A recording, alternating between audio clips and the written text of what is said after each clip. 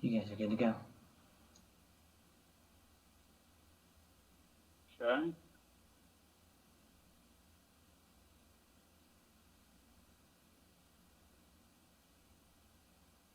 Yep, whenever you're ready, Dave.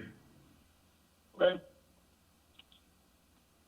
I will call this meeting of the Westfield, Washington Township Board of Zoning Appeals to order at 7 o'clock. And first item to address is note the presence of a quorum. So staff, can you call the roll, please? Ms. Fortier. Yes, here. Mr. Kingshill. Mr. Schmitz. Yes. Mr. McCarty. Yes. We have a quorum. Thank you. And we are tabling the consideration of the June minutes until our next meeting. The next item on the agenda is a replacement for Martin Raines, who has resigned his position on the BZA since our last meeting. Do we want to address that now, staff? Yeah, Dave, this is Kevin. I think this is, I don't believe his spot has been filled yet.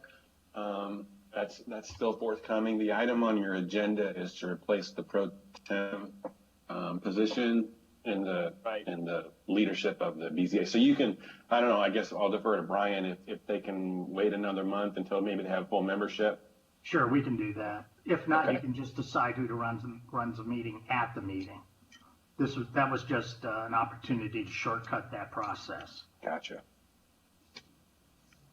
Yeah, it's up to, I mean, if you'd like it done, and let's see, so Ken, as I recall, is vice chairman, so either one of the other two attending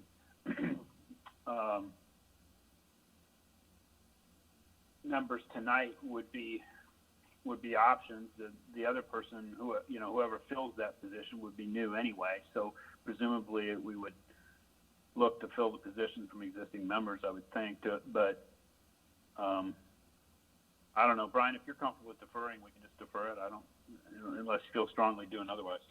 No, I believe deferring's fine.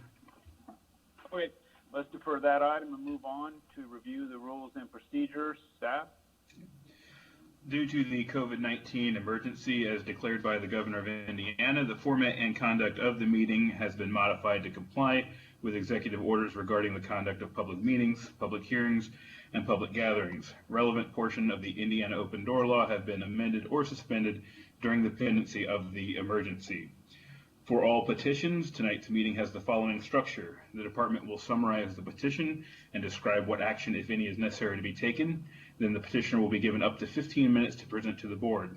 The president of the board will call on each member to provide comments, questions, or concerns regarding the petition. The petitioner will then have a chance to respond to comments. If a member of the public has any comments regarding a petition, they should be emailed to planners@westfield.in.gov with the petition name or number included in the subject line. Those comments will then be forwarded to the board members and the petitioner. A few comments for BZA members and petitioners. Please have your email accessible during the meeting so you can read new comments when they are available, and please mute your microphone when you are not speaking. Thank you. Thank you, Mr. Crabtree. First item on our agenda tonight is 2006 VS 07 4321 West 166th Street, variance of development standard to allow a detached garage to encroach on the established front yard and have a building height greater than the maximum building height. And that is Mr. Harris. Good evening, members of the board. For the record, I am Corey Harris with the Community Development Department. The item before you are variances of development standard that request to allow front yard encroachment of a detached garage and to increase the maximum accessory building height at 4321 West 166th Street. This item is scheduled for a public hearing tonight. The petition has been properly noticed and advertised, and the department has received no comments. If the board is inclined to approve the variances of development standard, then the department report includes recommended findings of fact and conditions. The petitioner, Scott Higgs, is present this evening. Though he does not plan to make a presentation, he is available for questions, as I am if there are questions for staff. Okay, thank you. And without a presentation, I will open this matter for a public hearing at 7:05. And do we have any comments or emails, Corey? I do not have any at the moment. Okay, we'll wait a minute or so and then close the public hearing.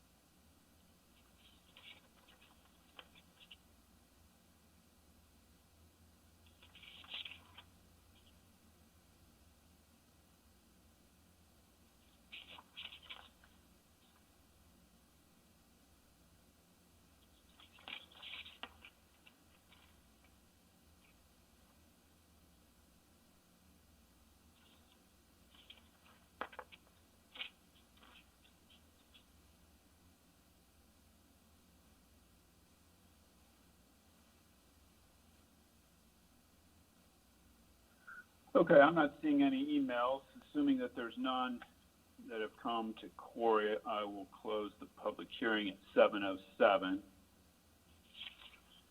I did have an initial question for staff.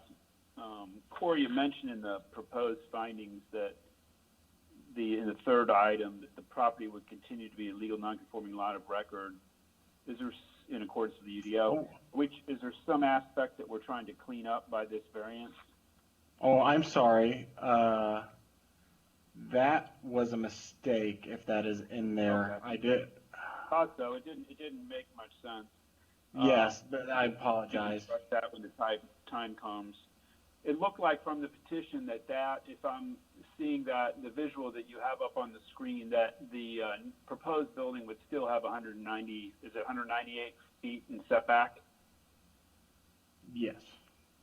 So it's a substantial setback. And the issue is not that it's in a front yard setback, it's that it's in the front yard, because based on where the house is constructed, right? Exactly. Okay. Is there a reason why the building isn't farther south? Maybe the petitioner would have to clarify that. Yeah, hi, this is Scott. It's there's some topographical and access issues, clearing trees, septic field, and so on. So that site is kind of the best fit for the building. Okay, thank you. Any comments or questions from others? Janine? I do have a question quickly. It is noted that it will be used for farm equipment, maybe a basketball court or a baseball net. This will just be used for personal family use, right? Not for commercial. Yeah, that's correct. Yep. Okay, thank you. Victor, any questions or comments? No, it looks pretty good to me. Okay. Do see some recommended conditions there. Petitioner, while I wanted to bring your attention, and I suppose you've probably seen the staff report where there were a couple of recommended conditions. Were you aware of those, and are you agreeable to those conditions? Mr. Higgs? Oh, I'm sorry, still on mute. Yes. Okay, great, thank you. At this point, I'll entertain a motion for this matter.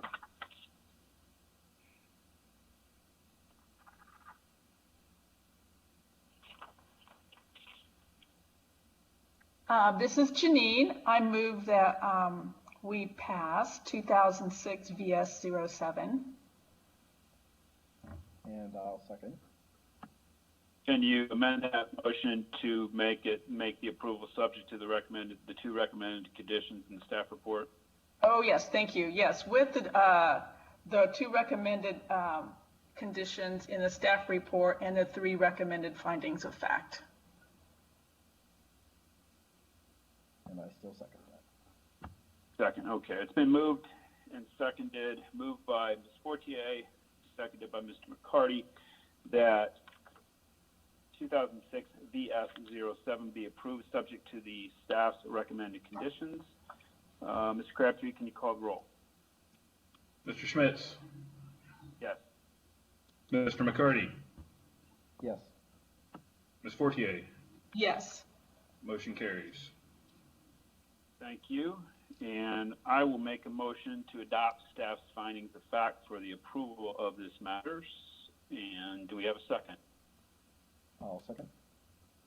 Moved by myself, seconded by Mr. McCarty to adopt staff's findings of fact for the approval of this matter. Shoot, I forgot to amend that to strike the reference to the legal nonconforming lot of record in the 3rd finding of fact. Victor, can you second my revised motion? Yes, sir. Second. Moved and seconded to adopt that findings of fact with the 1 modification. Mr. Crabtree, can you call the roll, please? Mr. Schmitz, Yes. Mr. McCarty, Yes. Ms. Fortier, Yes. motion carries. Thank you. And thank you, Mr. Higgs. This matter is approved. Thank you all. Next item on the agenda is 2007 VS-11 549 Mcnamara Court. Michael Schroeder, petitioner, is requesting a variance to encroach 10 feet into the 30-foot minimum rear yard setback to accommodate a swimming pool. This is Mr. Dorsey. Good evening, Board. For the record, this is John Dorsey with the Community Development Department. Before you tonight is 2007 VS-11. This property is located at 549 Mcnamara Court. It's approximately 0.38 acres in size and is located within our SF2 single-family low-density district. Petitioner is requesting a variance of development standard to encroach 10 feet into the 30-foot rear yard setback. The petitioner intends to build a backyard pool and pergola as viewable within Exhibit 3, and further information on the site, the pool, and conversation with the county regarding his plans may be viewed within Exhibit 4. The petition is before you for a public hearing this evening, has been properly noticed and advertised. Staff has received several public comments, which have been compiled into an exhibit and will be made available to you via email shortly. If the board is inclined to approve the variance this evening, staff has included findings of fact within the staff report. The petitioner, Michael Schroeder, does not plan on making a presentation this evening, but will remain available to address any questions or comments, as will staff. Thank you.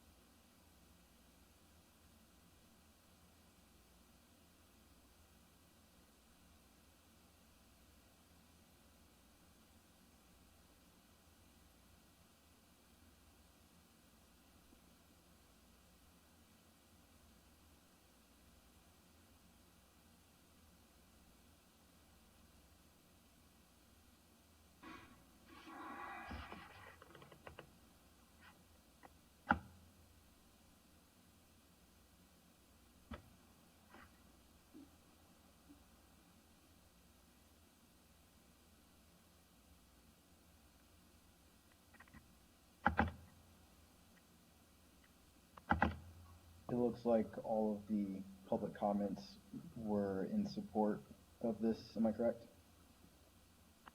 Yes, sir.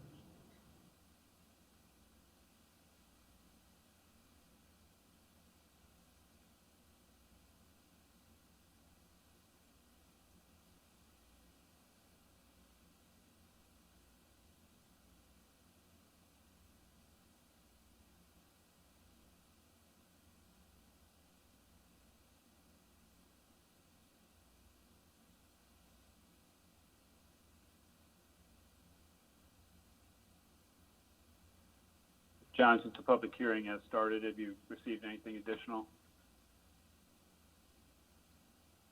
I have received no additional comments. Thank you. I will close the public hearing at 7:16. And any discussion, comments from the board? I'll start this time with Victor. Just reading over the public comments of support, looks like there's no opposition, and looking at all the findings and renderings of it, nothing really sticks out to me as a sore thumb of why not. Looks like a beautiful addition to the home, so I might comment as I'm looking through if something else pops out, but as far as it is, I'm good to go. Thank you. Janine? I'm not seeing the public comments, but I don't have any other questions. It looks fine to me. Yeah, I'm not sure, Okay. Ms. Fortier, what's going on with that. Jonathan said the public comments were kicked back to him, so he forwarded them to me, and then I sent them on to you. So I don't know what's going on. Okay, all right, it's fine. As long as there's no one opposed, I'm fine with that. Yeah, this is Schmidt. The comments, there were five or six comments, all in support, some of whom were directly behind the property. And as I recall from the location map, there's a pond and there's some open area behind there as it is. So there's not houses right on top of the backyard to begin with. So I agree that it's there's not much of a, there's the aerial showing the pond. So and I think that bigger house to the southwest, I think might have been one of the people who indicated support of the petition. So in the absence of any additional comments that you're welcome to make, if you have them, I will entertain a motion for this matter.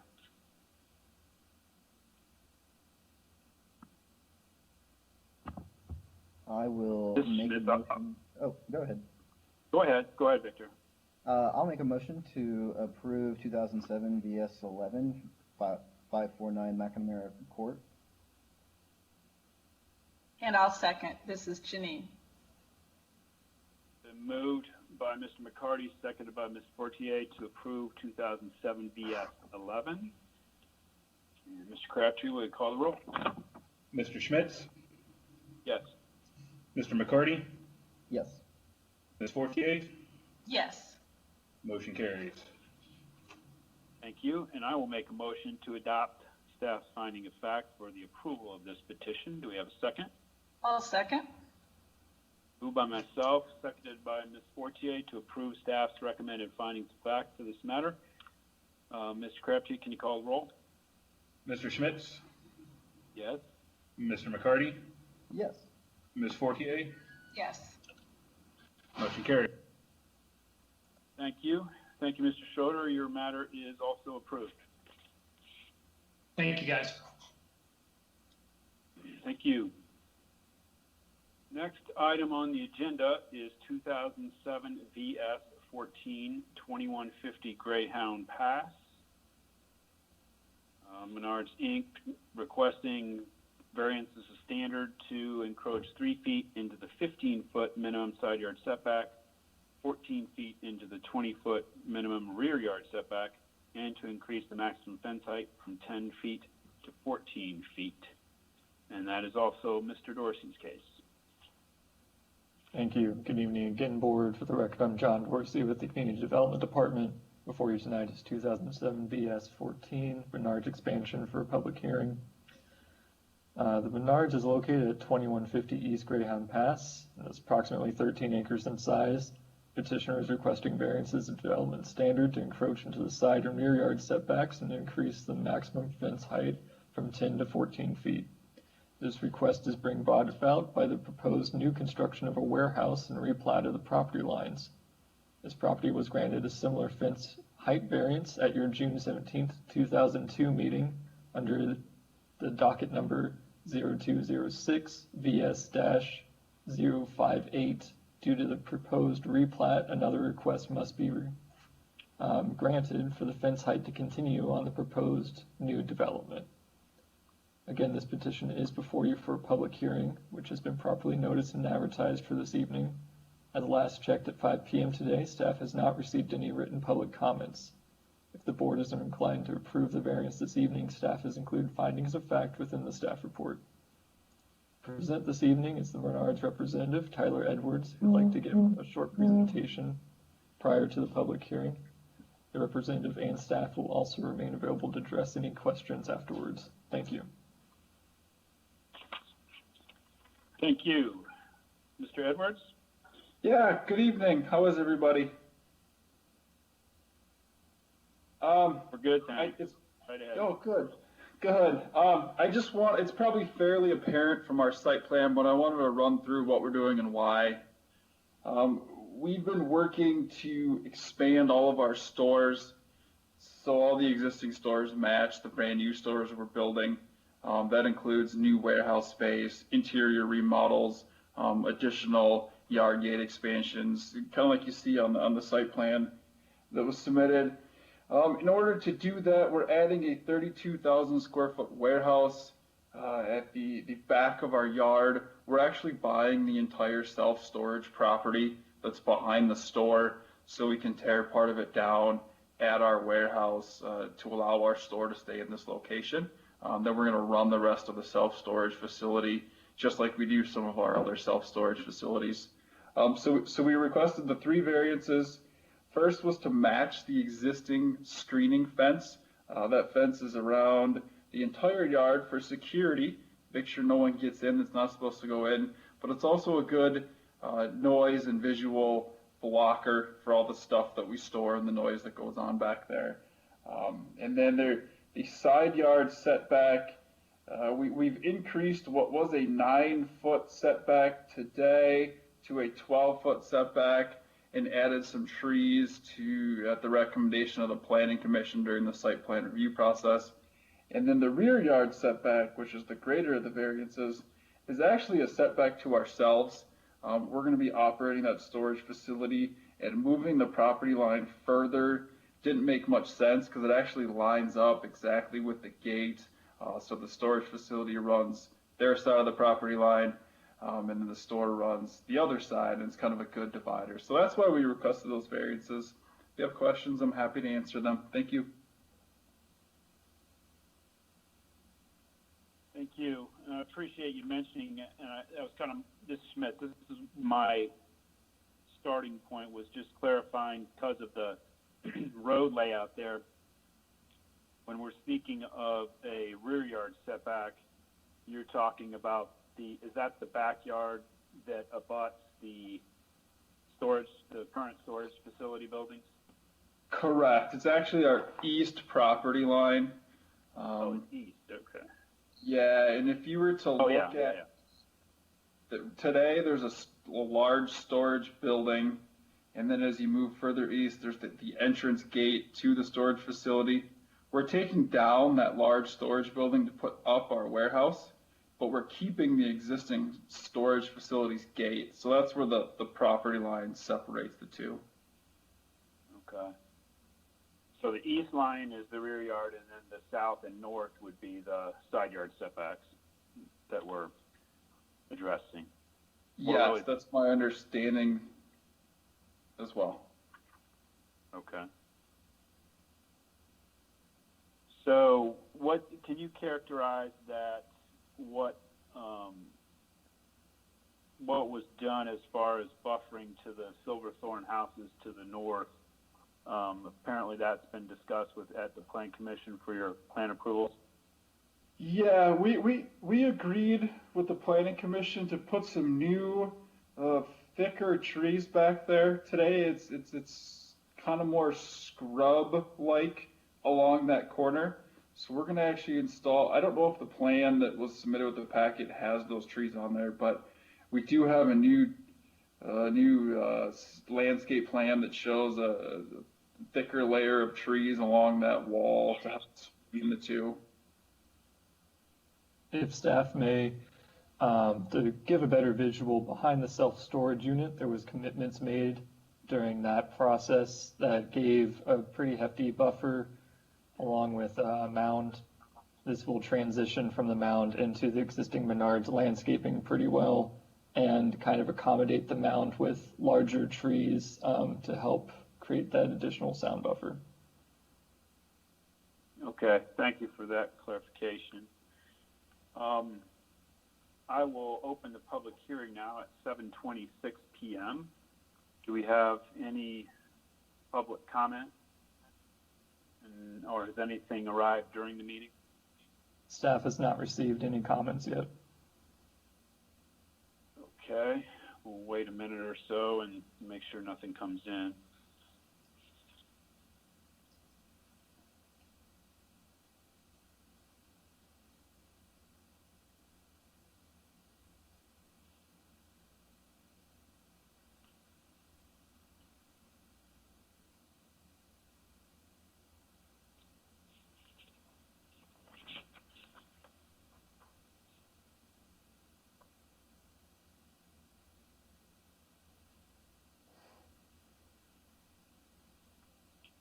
I've not seen anything additional come in, so unless that changes, well, let me know if anything changes. Otherwise, I'm going to close the public hearing at 7:27.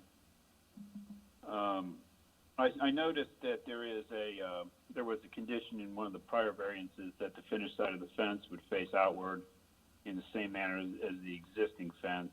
First question, I guess, would be for the petitioner. Mr. Edwards, is that still the plan, I assume, because I think you you mentioned that you're just matching the current fence. And well, I guess first, can you clarify that? Yes, that's correct. We put the pretty side out. Okay, great, thank you. And then staff, do we need that as a condition, or is that in here somewhere? I believe it's generally in our UDO standards for fencing. That the finished side be outward? Yes, sir. That's correct. All right, any comments from the board? I do not have any other than what I've mentioned already. Janine? No, I don't. I had the question about the fencing as well, but it was answered, so thank you very much. This looks like a great plan. Victor? It was funny to hear pretty side out, but that was a concern of mine as well, so happy to hear that, and also happy to hear the buffering between the houses being addressed as well. So no, it looks great. Thank you guys so much.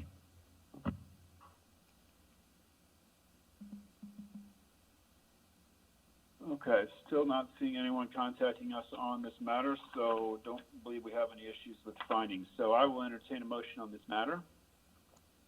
This is Janine. I'll make a motion to approve 2007 VS 14 2150 East Greyhound Pass. And I'll second. It's been moved and seconded to approve 2007 VS 14. Motion by Ms. Fortier, second by Mr. McCarty. Mr. Crabtree, can you call the roll, please? Mr. Schmitz, Yes. Mr. McCarty, Yes. Ms. Fortier, Yes. motion carries. Thank you. And I will make a motion to adopt staff's findings of fact for the approval of this petition. Do we have a second? I'll second. Moved by myself, seconded by Ms. Fortier to approve staff's findings of fact for the approval of this petition. Ms. Crabtree, can you call the roll, please? Mr. Schmitz, Yes. Mr. McCarty, Yes. Ms. Fortier, Yes. motion carries. Thank you, and thank you, Mr. Edwards. This matter's approved. Thank you. you.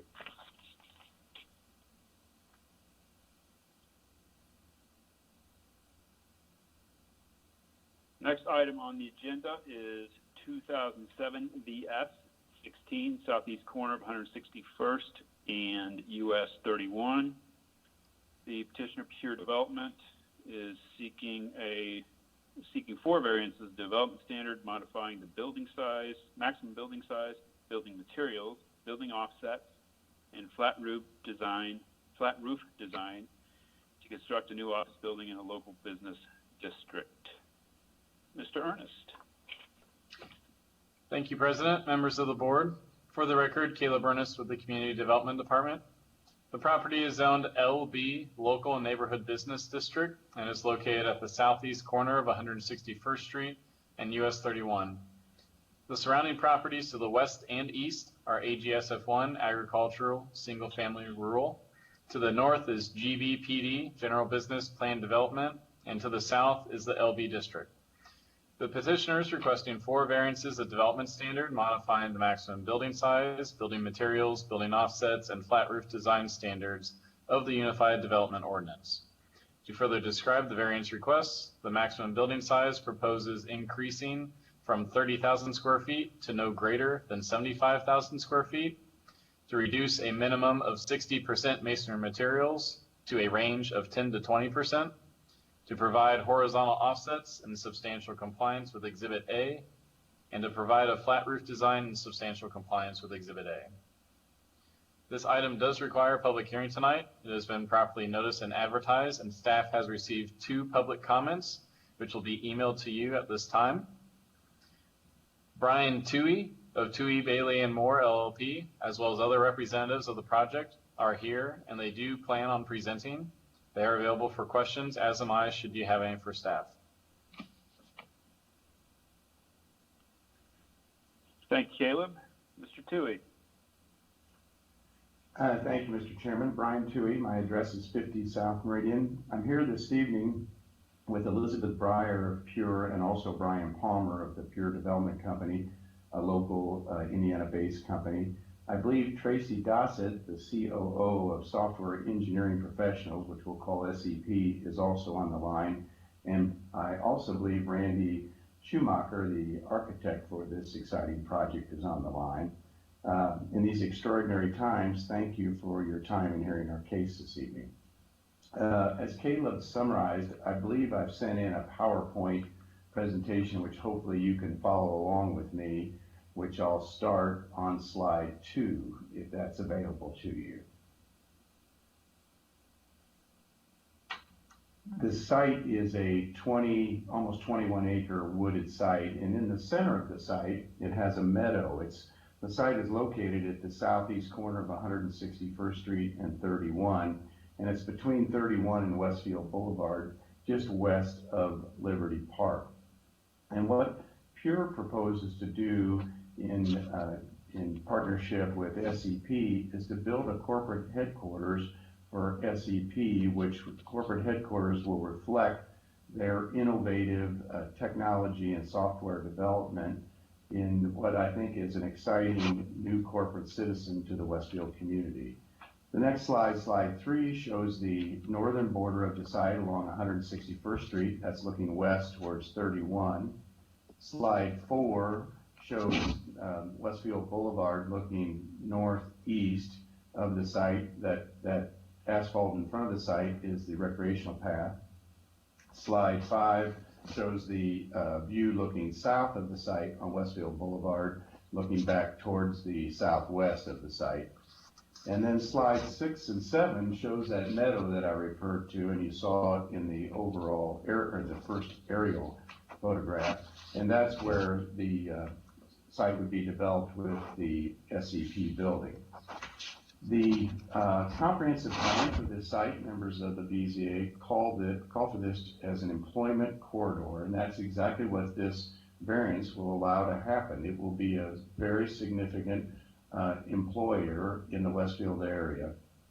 In the text of the comprehensive plan, which is shown on slide 9, it suggests that the policy should be to reserve employment corridors for employment, generating uses and related supporting service uses. And key to this case, I think, is to promote large-scale employment-intensive office uses on the US 31 Meridian Corridor. That's exactly what this proposal, if it's approved, will allow to happen. SEP will be able to move their corporate headquarters there, and they build a building that will accommodate all of their employees now and allow for significant expansion, which they anticipate to happen in the future. As Caleb said, the site is zoned LB, local business, which allows that kind of use. It's surrounded on the north by general business PUD, and on the east and west by residential and ag and single-family residential. And then, of course, on the west, it's surrounded by US 31. Let's look for a second, if we can, at how Pure and SEP plan to develop the site. If you look at slide 11, I think that's it illustrates this very well. It shows you North 31 on the west side of the slide, which is to your left, 161st Street to the north, and Union Street or Westfield Boulevard to the east. And you can see from that slide that Pure and SEP have tried to locate that building in a manner that will also reflect and take advantage of a terrific rolling site that has a fair amount of trees on the site. And they position the building as shown on that site plan. And as Caleb said, the building in this preliminary rendering shows 70,000 rentable square feet, and the building would not be bigger than about 75,000 plus or minus feet. The next slide shows the exterior of the building and the exterior elevation. That is a view looking southeast, and shows that this is a modern 3-story building for a company that is a high-tech software engineering company. The culture of the company, I'm told, is such that it is modern, and so they wanted a modern building to reflect their corporate culture, and I think this slide shows that.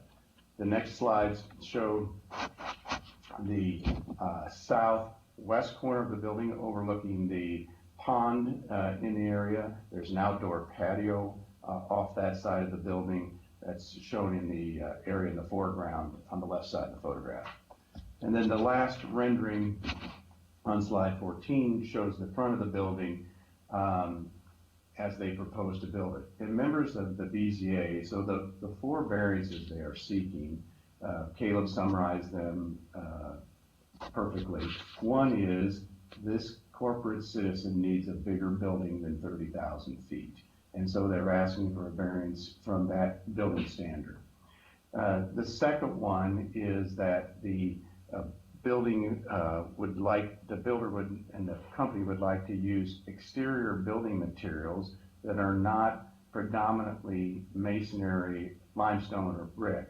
Not that there's anything wrong with limestone or brick buildings, those are terrific, but with a modern architecture, they would like to mix a number of exterior elevation materials, and those are listed and include things like glass, ribbed aluminum architectural features, aluminum bands, and brick and masonry of different colors, all designed to reflect the wooded area in the meadow that this building will set in. In other words, they're trying to build a modern building in a traditional wooded setting and make that work and make it compatible, and I think they've done that. The last variance that they seek is for the offsets. So I think your ordinance is designed to prevent a flat, plain, block-like building being built, so it's just sort of a monolithic, not architecturally pleasing structure. This is the complete opposite of that. In fact, the first floor of this building is set back, so instead of vertical offsets, the whole building has a horizontal offset from the first floor up to the second and third floor. And then you could see from that exhibit right before on slide 15 the faces of the building are broke up by those architectural features, the ribs, the aluminum band at the top, and the different brick and masonry materials. So it is the complete opposite of a bland building, and it's a modern architecture that fits the user SEP's corporate mission and corporate culture. The last piece is a flat roof. Your ordinance calls for a parapet and a cornice, and instead of a 3-foot masonry parapet or other material, they propose an aluminum band up at the top, which you can see, which matches perfectly with the rest of the architecture of the building. The slide 17 lists the different materials that we would propose to use, and also lists a range of the percentage of those materials that would make up the exterior elevation of the building. The variance request, there are, as I mentioned, 4 of them. One is to provide for a building of about 70,000 rentable square feet. 2, to provide for a building that has less than 60% of masonry material on the exterior as described in those renderings. And 3, a variance to provide for horizontal offsets as proposed in the renderings that I've shown, rather than vertical offsets as set forth in your ordinance. And lastly, a variance to provide for a flat roof to include a parapet that does not have a 3-dimensional cornice or molding. Members of the BZA, Pure is a local Indiana-based company that builds both corporate headquarters and other business-type buildings, both locally and nationally. And SEP and them have joined together to build this corporate headquarters hopefully with this approval in the Westfield area. It's a permitted use in the site's zoning district. I think it exactly matches what your comprehensive plan calls for, and that is employment concentrated businesses along the 31 corridor. This will fit squarely in that proposed type of use. The variances will allow for the relocation of this corporate citizen to this site along US 31, which we feel is a prominent site, and that building is reflective of that site's prominence and of the existing natural features of the site.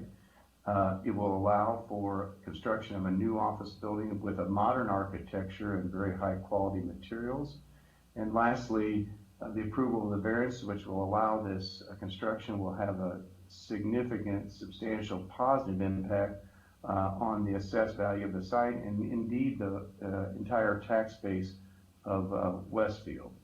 We would respectfully ask that we incorporate by reference the findings of fact proposed by staff, and we will certainly try to answer any questions you might have. And again, thank you for your time and consideration here in our case this evening.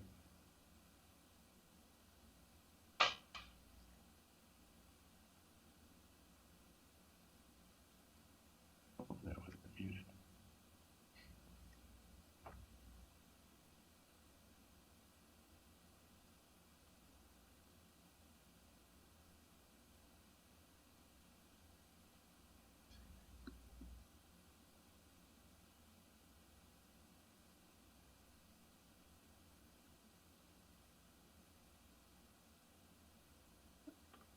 Okay, I will thank you, Mr. Toohey. I will call the public hearing to order at 7:44. And there was some public comment referenced, in fact, 2 items of public comment. I believe I heard you say, Caleb. I see 1. Was there a second? Yeah, I had forwarded them on to Dane, and Dane had told me that he had forwarded them on to you guys. There was, in the email that I sent, there was a PDF of the comment and then an Outlook message that we received If it's the Outlook message you did not receive, I can attempt sending that again. That, or if it's short, just go, that is the case. I saw the PDF from Alice Hennahan, but I did not see the Outlook. If it's easier to read, just read it. It's just a Yeah, couple. I'll go ahead. Okay. Go ahead, Caleb. If you have it ready, go ahead and read it. Yeah. This is from Bob Barnes. He says, "Hello, my name is Bob Barnes. I own 10 acres residential property at 15617 Westfield Boulevard, as well as 7+ commercially zoned acres at 15600 Westfield Boulevard. My question is about adding future capabilities for water and sewer to continue south from this project. Will capabilities be increased to accommodate future expansion? Also, I'm sure the sidewalk and roundabout will be completed with this project. Thank you for your time." That is the end of the public comment. Thank you.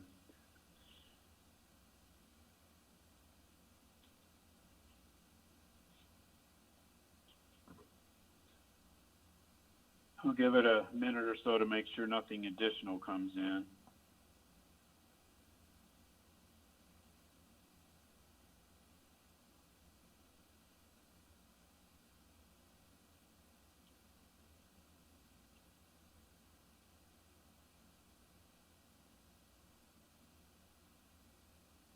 Nothing additional, Caleb? No, I have not received any additional public comments. Okay, I will close the public hearing at 7:47, and I'll turn it back to Mr. Toohey. Any response to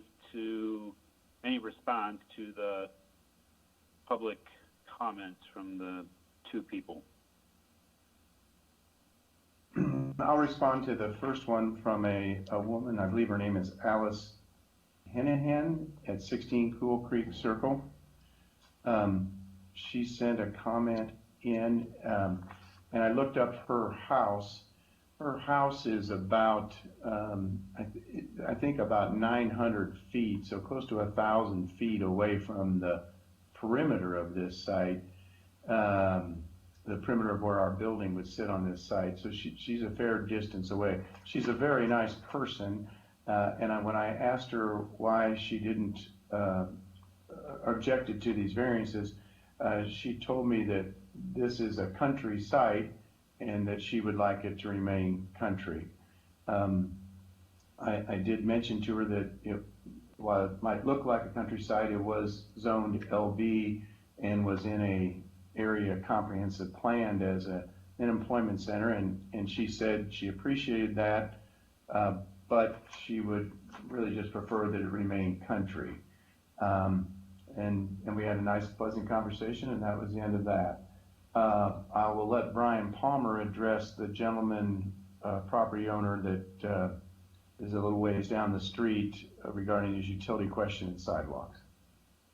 And my understanding is a two-part question. The first having to do with the roundabout. The roundabout project will be completed separately from this development. City of Westfield can address the timing status of that roundabout project. And as for utilities, we will be bringing utilities, sanitary and water to the property. And it'll be up to the utility provider in the town as for extensions to serve future developments to the south. Okay, thank you. Staff, or I'm sorry, other members of the board rather, do we have any questions or comments for the petitioner? I'll start with Victor this time. Oh, geez. First, I'd just like to say thank you for all the imagery. With me being a more so visual learner, this has helped me map out the land very much so. And as I was reading through the information with the findings as you're going through the presentation as well, I particularly can't find anything necessarily objective. Of course, I might be missing something, so I'll wait to point anything out specifically if the other board members have something of note to say. But in regards to the countryside comment, I'll just add to that conversation saying that, I've lived here all my life, and I think with this particular project and the area that it's in, I think it fits well, and as the petitioner noted, it's zoned properly. If it was on the opposite side, the northern side of 161st, where it is all wooded area, well, yeah, of course, that's an area of concern then, because you're erasing a lot of the natural habitat. But here, this is a open field, and the majority of the green space will be kept. So I don't want to ramble too much, but nothing particularly sticks out to me here. So thank you. Thank you. Janine? I think this is a beautiful project. I am so appreciative that you're leaving so much of the green space and making your building very modern, but still reflects the nature. I think that is just going to be a gorgeous setting for that. One thing I do have a question on, I drive through here every day, and that potential roundabout right now is a traffic light. And I'm not sure what the hours of the business will be, but I do have a little bit of a concern of the traffic as your business lets out or as the people come to work. That area is so congested, and I hope Westfield can work with you to make that work a little better, because already it's congested, and to add another large business through there could be really crowded. But I'm sure that'll be handled. I don't question that one bit. You've been very thoughtful in working this through. So it's a beautiful project. I love it. I did just want to mention about the traffic through there. Thank you. This is Schmitz. With respect to the 4 requested variances, with the initial one, the building size, at first that kind of caught my attention because of the scope of the increase to 75,000 over the permitted figure, but was very pleased with when you look at that site, the drawing that's on the screen now, the footprint of the building is very modest relative to the size of the site. And the scope of that building is not enormous, so I don't think by any means it would look out of place. And the way it's integrated within the site and taking advantage of the character of the site mitigates that concern as well.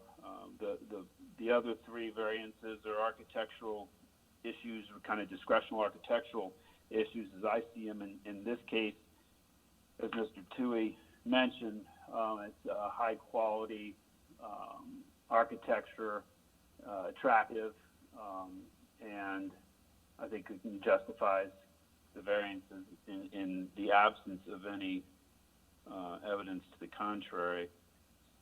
Not to mention the fact that although use is not really within our scope on these particular variance requests, but being dead on with the comp plan is great to see as well. So those are all the comments I have. In the absence of any other comments, I'll entertain a motion on this matter. Just real quick, since I was the first to speak, and after hearing you two speak, I just wanted to say I agree with the both of you, and in regards to minimizing the amount of brick or so forth like that, I think location is definitely king in this aspect. If something like this was being proposed up on 32, well, then that's a little bit different just based on the other buildings that are already going on around there.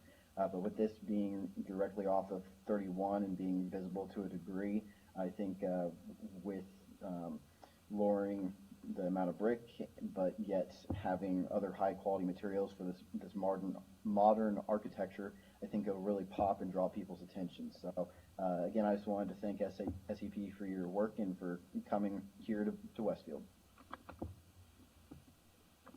And since I'm on, go ahead. I will make that motion for 2007 VS 16 southeast corner of 161st Street and US Highway 31 for approval. And I will second. And the motion's been made by Mr. McCarty, seconded by Ms. Fortier to approve 2007 VS 16. Mr. Crabtree, will you call the roll? Mr. McCarty, Yes. Ms. Fortier, Yes. Mr. Schmitz. Yes. Motion carries. Thank you. And I will make a motion to adopt staff's findings of fact for the approval of this petition. Do we have a second? I will second. Moved by myself, seconded by Ms. Fortier to approve staff's recommended findings for approval of this petition. Mr. Crabtree, will you call the roll? Mr. McCarty, Yes. Ms. Fortier, Yes. Mr. Schmitz. Yes. Motion carries. Thank you, and thank you to the petitioner. Thank you very much for your time this evening.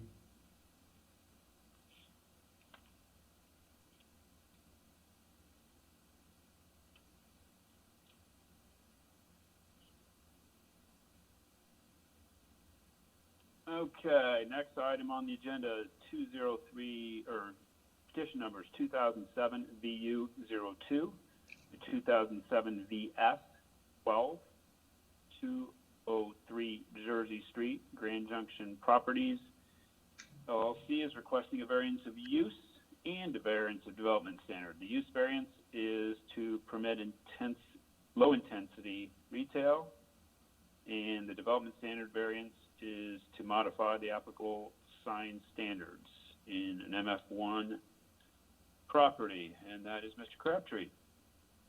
It's good evening, members of the board. For the record, Dane Crabtree with the Community Development Department. The items before you this evening are a variance of use and a variance of development standard request for 203 Jersey Street. The variance of use request is for a low intensity commercial use, specifically plant boutique, as the existing Route 31 plant boutique, which exists at 226 Park Street, the parcel immediately adjacent to the south, would like to expand their operations. 203 Jersey Street was granted a variance of use previously for a hair salon, but that business is no longer in operation. The variance of development standard request is to essentially negate the existing sign standard requirements of the UDO and instead apply a character exhibit, Exhibit 4, for which any sign on the property must be deemed in substantial compliance. This exhibit is the same as used previously in existing Park Street PUDs to which Chiba and Greeks both adhered.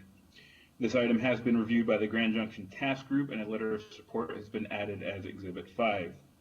In addition, the department did receive 2 public comments, which I have already forwarded to you at this time. This item is scheduled for a public hearing this evening, and if the board is inclined to approve the variance request, the staff report has included recommended findings of fact and conditions. The petitioner, Bob Beauchamp, as well as the representative, Eric Douthit of Churchill and Antrim, is present this evening and would like to make a brief presentation, after which he or myself will be available for questions. Thank you. Thank you. Mr. Beauchamp or Mr. Douthit, take it away. Thank you. Members of the board, my name is Eric Douthit. I'm a partner with Churchill and Antrim. For the record, I'm at 116 North Union Street here in Westfield. I have with me today Bob Beauchamp, the owner of this particular property of Grand Junction Properties. We're here today to request the expansion of the Route 31 plant boutique. Today, that property or that business fronts just Park Street on 226 Park Street. The variance would allow the expansion into 203 Jersey Street, the former home of the Grand Salon. What you see on the aerial location map is the proposed expansion. Directly to the south, the parcel to the south, is the existing location of, thank you, Dane, of Route 31. The backyard of these addresses connect to the business on Park Street. The expansion will be used for business office space, plant boutique, and hosting of small educational classes and potentially some storage. Other than the small sign that's included with this request, there are no proposed changes to the existing structure. The structure will remain the exact same. Our client has met with the Grand Junction Task Group. The group has submitted a letter of support that is included in your materials. We've reviewed the city staff's report and agree with the findings and the conditions of the approval. I would point out that one of those recommended conditions includes a sunset of the approval of this use on December 31st, 2024. The city has indicated that it intends to globally address the zoning standards applicable to Jersey Street within that time frame, and this should eliminate the need for future variance requests in this area. If you don't mind, I'd like Kevin Todd, if you're available, maybe you could expand a little bit on that notion and the sunset provision that you've requested of us. Yeah, I'd be happy to. This is Kevin. As Mr. Douthit mentioned, we are actively looking at what it's going to take to do a more global zoning, for lack of a better word, fix for this area of downtown, at least, if not other areas of downtown. There's a lot of ideas and plans, that have been prepared in our comprehensive planning efforts over the years, and our zoning really just hasn't caught up yet to that. And so we're looking at a way to do that a little more globally. That's going to take a little bit of time to get through all of that and do it properly. But I wanted the board to know that that's on our radar. It's on our list. It's pretty high on my priority list for upcoming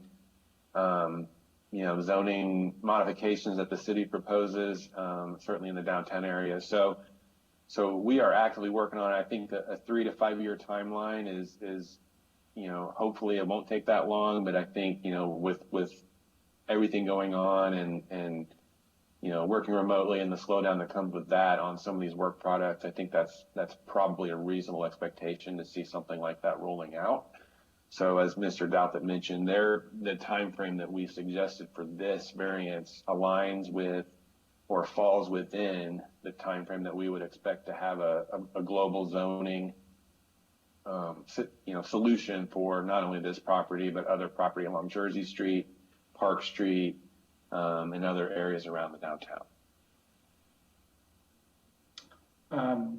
So based on that discussion, our client doesn't have any objection to the limitation that's been proposed in the sunset. And again, we're happy to accept the staff report findings and the recommendations from the staff conditions on this approval.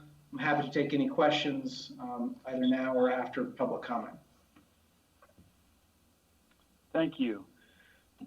I will go ahead and open the public hearing at 8:03. And members of the board, you should have received 2 items of public comment. I received them in an email from Dane, so let's take a minute or two to, I haven't had the opportunity to read those through, so if we could take a few minutes here, we'll give a chance for any additional comment to come in and have the opportunity to review those.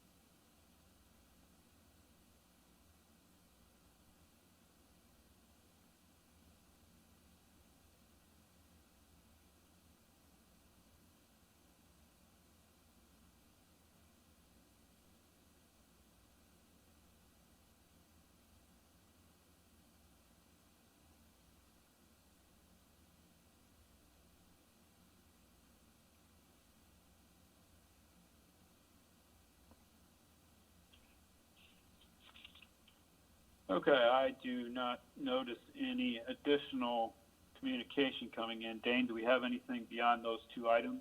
We do not. Okay, I will close the public hearing at 8:05 p.m. And Mr. Douthit, did you have the opportunity to, one of them speaks, is in favor of the petition, and then one of them, the second one, I don't know if you had the opportunity to see it, appears to suggest an approach similar to what we're taking in these conditions, in that the proposed variances would be temporary in nature, and in the meantime anticipate changing the zoning standards for this area. But have you had the opportunity to review that?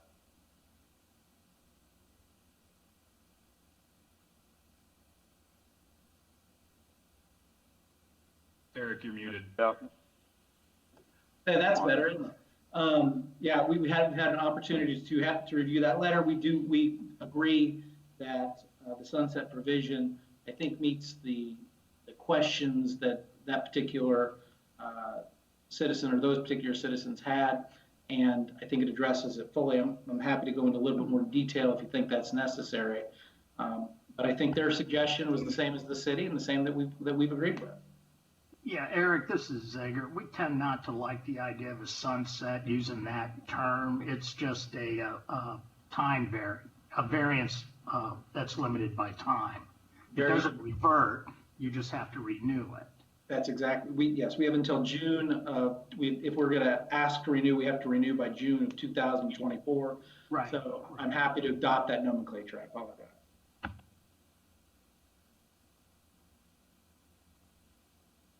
Okay. Let's see. Yes, I closed the public hearing. And we've established petitioners aware of and agreeable to the conditions. As far as my comments, I think they've all been addressed. Janine, do you have any questions or comments? No, I don't. Thank you. Victor? Just a curiosity question. So is Route 31 just taking over the backyard of what was the boutique, or what's necessarily happening there? Yes, no, they're going to take over the entire building, and Mr. Beauchamp, you correct me if I'm wrong. They're going to take over the entire building, and they're going to use that back space as an office. They're going to use it to do some training and some educational classes on how to pot those plants. And then if you've been in there, they've got plants pretty much everywhere, and they've got the opportunity to put some more in and sell. So that's the intention of how to use that building as well. So it'll be fully used, not just the backyard. Okay, thank you for the clarification. That sounds great. Yep. The retail element will continue on Park Street. That'll be the primary retail outlet. Yes, that'll be the primary retail outlet. This will just be an overflow area. Okay, and did I see somewhere that, yeah, the second condition is that the alteration to the exteriors anything substantial would require staff approval. Correct. So basically the buildings themselves are going to remain as is, which kind of mitigates the concern of the one petitioner who's questioning zoning changes and via variances. So correct. Okay. In the absence of anyone having any additional comments, I will entertain a motion. I would assume, Dane, we need to treat these separately, correct? The two petitions? Yes, that's correct. Okay. And unless, Brian, you think that they can both be voted on together? I was assuming the public hearing was for both petitions, since it was a kind of a global project being brought up. So, and for your records, Dane, if you want the vote to be separate, I understand that. But let's make it real clear that public hearing was for both requests. Yes, that is accurate. The public hearing was for both requests, but yes, let's go ahead and do one vote for the variance of standard and one vote for the variance of use. Okay, with that instruction, I will make a motion to approve 2007 VU02, subject to the 7 staff recommended conditions for approval. Do we have a second? I'll second. Moved by myself, seconded by Ms. Fortier to approve 2007 VU02, subject to the 7 recommended conditions from approval that are contained in the staff report. Mr. Crabtree, can you call the roll, please? Ms. Fortier, Yes. Mr. Schmitz, Yes. Mr. McCarty. Yes. Motion carries. Thank you. And I will also make a motion to adopt staff's findings of fact for the variance of use 2007 VU02. Do we have a second? I'll second. Moved by myself, seconded by Ms. Fortier to approve staff's recommended findings of fact for 2007 VU02. Mr. Crabtree, can you call the roll? Ms. Fortier, Yes. Mr. Schmitz, Yes. Mr. McCarty. Yes. Motion carries. Thank you, and thank you to the petitioner.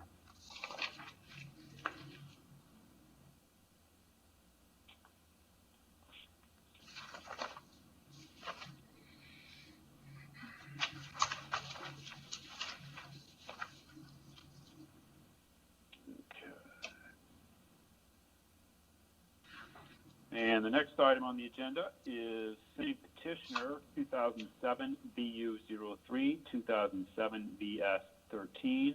Again, a variance of use and a variance development standard petition. The use variance to permit a low intensity retail, a coffee shop without drive-through use, and a variance of development standard to again modify the applicable sign standards. And this is Mr. Crabtree again.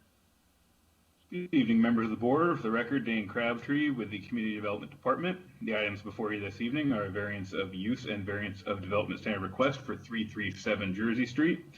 Variance of use request is for a low intensity commercial use, specifically a coffee shop without drive-through. The variance of development standard request is to essentially negate the existing sign standard requirements of the UDO and instead apply a character exhibit for which any sign on the property must be deemed in substantial compliance. This is the same exhibit that you just saw in the previous variance request. This item has been reviewed by the Grand Junction Task Group and a letter of support has been added as Exhibit 5. This item was also referenced in the public comment already forwarded to you during the last public hearing. As such, we have received no additional comments yet. This item is scheduled for a public hearing this evening. If the board is inclined to approve the variance request, the staff report includes recommended findings of fact and conditions. And similarly, the petitioner Bob Beauchamp is available, and Eric Douthit, representative on behalf of him from Churchill and Antrim, is present this evening and would like to make a brief presentation, after which he or myself will be available for questions. Thank you. Thank you. Mr. Douthit. Yes, Eric Douthit with Churchill and Antrim. For purpose of the record, I'm on 116 North Union Street here in Westfield. I have with me tonight Bob Beauchamp of Grand Junction Properties. I also have Chris Dillo of Rivet Coffee. The request before you today is to add a new coffee shop without drive-through at the pictured location. The property is the footprint of the property will remain the exact same. The property will be cleaned up, but you won't see any changes to the actual footprint of the property itself.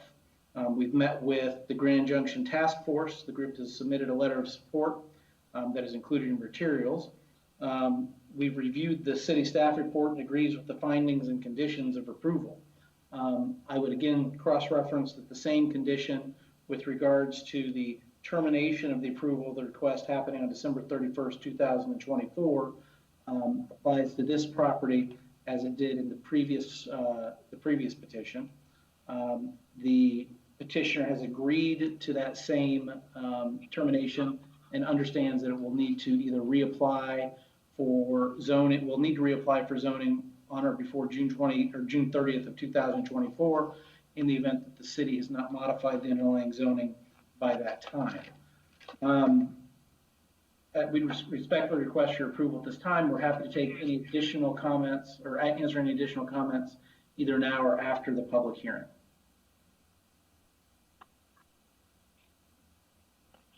Great, thank you. I will open the public hearing on this matter at 8:16. Dan, you mentioned that we had the public hearing, I assume it's well, maybe, did both of those items of public comment from the prior petition, did they both apply? I guess the one from the group, the historical group, would apply. Yes, that one referenced this docket. The one from Mr. Bruns did not. Okay. And have you received anything additional that pertains to this petition? We have not. Okay, I'll give it a minute or so.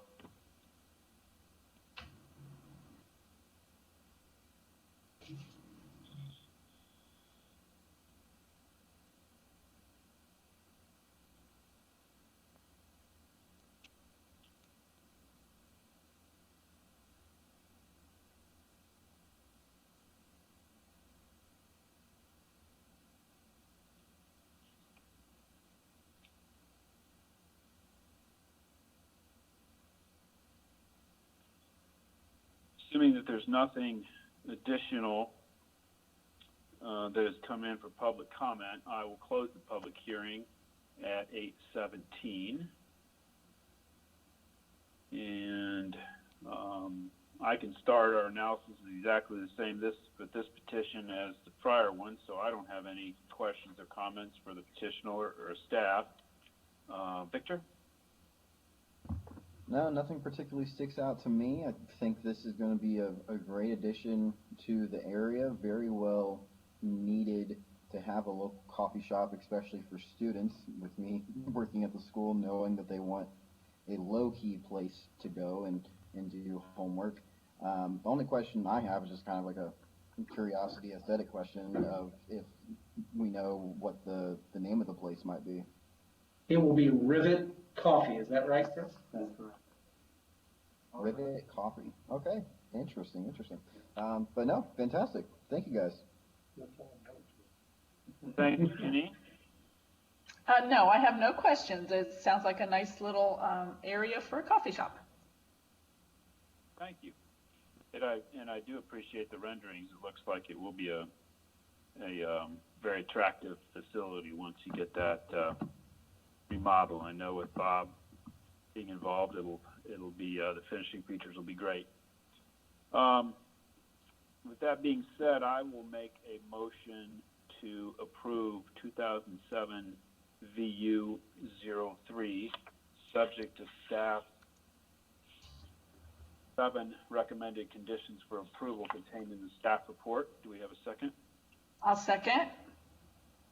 Moved by myself, seconded by Janine, to approve 2007 VU 03, subject to staff's 7 recommended conditions for approval.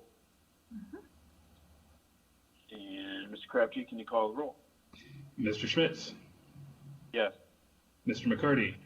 Yes. Ms. Fortier? Yes. Motion carries.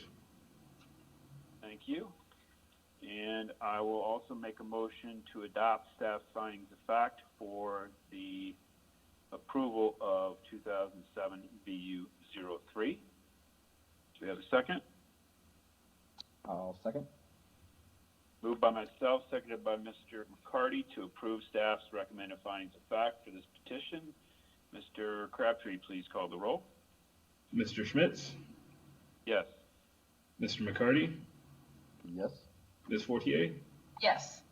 Motion carries. Thank you. I will also make a motion to approve 2007 VS 13, subject to staff's 7 recommended conditions for approval contained in the staff report. Do we have a second? I'll second. Moved by myself, seconded by Ms. Fortier to approve 2007 VS 13, subject to staff's recommended conditions for approval contained in the staff report. Mr. Crabtree, can you call the roll, please? Mr. Schmitz? Yes. Mr. McCarty? Yes. Ms. Fortier? Yes. Motion carries. Thank you, and I will make a final motion to recommend staff findings, or to adopt staff findings of fact for the approval of 2007 BS 13. Do we have a second? I'll second. We had a pattern going. You go first. Okay, I'll second. Motion by myself, seconded by Mr. McCarty to adopt staff's findings of fact for the approval of 2007 BS 13. Ms. Crabtree, can you call the roll? Mr. Schmitz? Yes. Mr. McCarty? Yes. Ms. Fortier? Yes. Motion carries. Thank you, and thank you, Chris, Bob, and Eric. Thank you. All right. I'm having internet problems. Do we have anything else on the agenda? I don't think we do we? No, there's just the items continued. Okay. So that being said, I will entertain a motion to adjourn at 8:21. I make a motion to adjourn. And I'll second. Moved by Ms. Fortier and seconded by Mr. McCarty to adjourn. Mr. Crabtree, do the honors. Mr. Schmitz? Yes. Mr. McCarty? Yes, and just want to thank everyone for a great meeting tonight. And Ms. Fortier? Yes, thank you all. We're adjourned. We're adjourned. Thank you, everyone. Thank you. Have a great night. Thank you.